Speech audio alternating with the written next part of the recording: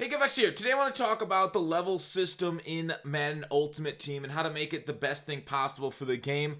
Sorry for the late uploads and 2 days in a row with like complainy videos, but we were able to get house rules extended to Friday, so that's nice. So it's ending in a little bit. Yay, success, great work. We did it, Reddit. All right, so level rewards.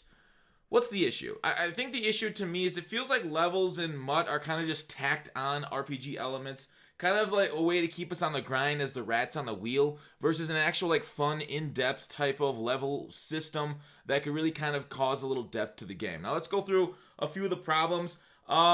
Really, I think a lot of people, especially no money spent, are not a fan of packs that you have to buy. Like, there are other games like MLB The Show that gives you basically the best cards in the game just for leveling in their game, and there is choice packs and stuff. With Madden, we are not that lucky. The level 51 pack, this one, it's a good value. Like, if you're going to spend money in this game, and I know a lot of people do, the 85 Platinum Jason Kelsey is quite a lot of coins for only 350 points, or $3 about. So it's good value, but I feel like they could put the good value packs elsewhere if they took them out of the level rewards. Like, rewards shouldn't be something that you have to pay for, even coins or training, but just stuff like given to you for advanced and becoming more powerful. And that kind of more powerful thing, it brings me into kind of like my dream scenario for level system before I'll go into more realistic stuff. So let's dream for a second. And I've said this before in other videos for recommendations, but in my dream scenario, at level 1 in MUT, you are going to be playing on like maybe like a middle school, high school, not even high school field, low like practice field basically, where there's just like a couple stands and bleachers for fans to sit on. And as you get up there in level, you build onto the stadium. This is something you could do basically port right over, Control C, Control V to franchise to build their stadiums if they allow it in there. But basically build up your field, and not the exact field, but the stadium and parking lot, whatever, I don't know, trophy rooms to basically customize your team as you want. So you can build like a dome, you can build your own stadium, you can hang your banners that you win Super Bowls in. That's what I said, the trophy room. You could go and examine all the good things that and the accomplishments you've done in MUT. So basically personalizing your own space, your own home field, kind of give you that feel that it's yours, that you are actually at home rather than just picking a random NFL stadium across the board or one of the stadiums that they have customized already. So in the end, like, there are so many things you can do and customize it with locker rooms, etc., that could make this into kind of like an in-depth way of your MUT team, just further customization for it. So that's my dream scenario, is to build it up like that. But realistically, what could they do to packs? Maybe not this year, as this year seems like it's already in game. So what could they do to levels going forward into next year without having to put in a gigantic create a stadium type of feature for Madden? I think leveling itself needs to be better balanced between head-to-head and solo rewards. Right now, I think the game requires you, if you want to be one of those grinders, if you want to go up and level up from 0 to 50 or to 60 now, we just got the level cap, you need to go into solos and just repeat the same action over and over again. Now, there is nothing inherently wrong with having that as a way to level. Some people like doing, monotonous stuff in order to kind of grind, and as they watch, Netflix, Amazon, Twitch, all that stuff, so they can do like multiple things at once. That's fine, but I think you smashing boards at a low level, like South Park showed, that shouldn't be the way of doing it. Like, if you have one person doing that, throwing the same pass in a solo over and over, and he's leveling slightly slower than somebody just actually enjoying their time in the game, I think that is right? Like, if you do the boring thing, if you do it the bad way, you shouldn't go as fast as somebody that's actually having fun in the game. That's not the way it is now. I think as developers, they should have a responsibility to make the game fun. Make the game and grinding out these rewards the fun way of playing the game. So being able to do the dungeons and get a lot of experience. Okay, in World of Warcraft, we're keeping up with that example. Being able to play head to head, being able to play weekend league, house rules, salary cap, draft. As that you grow your MUT level exponentially from playing head to head or unique solo challenges. That's how you should level instead of doing the same repetitive process over and over and over again.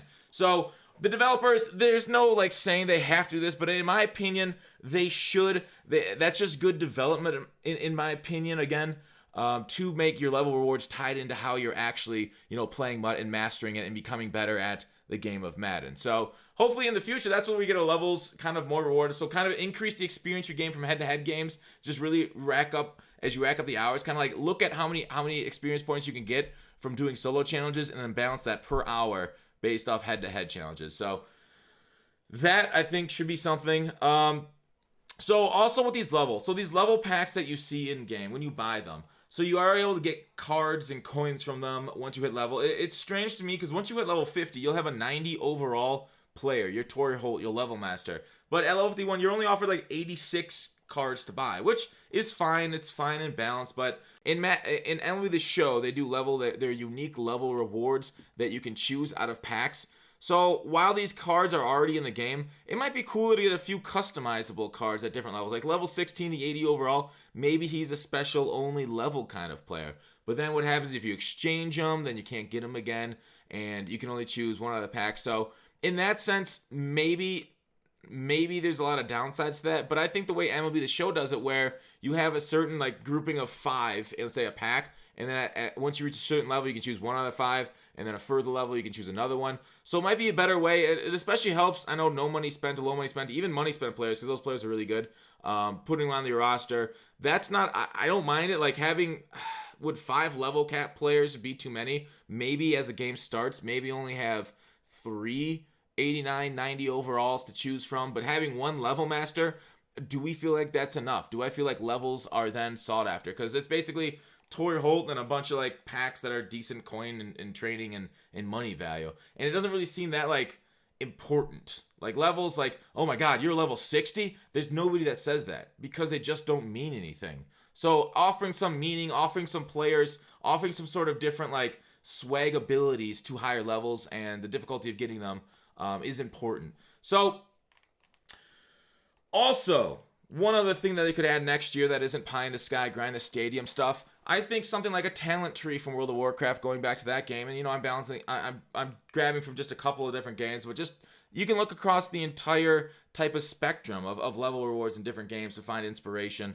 But the talent tree, so like basically as you go up in level, say you get to level, at 5, 10, 15, so on and so forth, you get to choose. Do I want to add +1 block shed to my defensive lineman? Do I want to add +1 catch to my wide receiver? So be a different like skill tree or talent tree. So that way if you go down like the defensive run stuffing talent tree, you can get more and more in depth on that. So like basically you have an option to further customize your team based off what level you get. And kind of it just gives you more of that feeling of this is my team, this is how I've constructed it. Of course, I do suggest there being a way to revert some of that, maybe a minor cost. I don't know, EA, they're gonna be like, oh, EA is money hungry for offering some sort of like you have to pay to revert your changes, to revert your mistakes that you may have made earlier. And I could see that argument being made, but there needs to be some sort of weight of responsibility on the choices for the level pick. So in my opinion, I think that's just the way to go forward with these level packs, with the way of doing the levels. Add more, like, I don't know, like grinding level 16 Classic WoW. It was important. Grinding level 16 Madden, it doesn't matter. It really doesn't matter because you're going to have, a couple overall higher in your Tory Holt and that's it.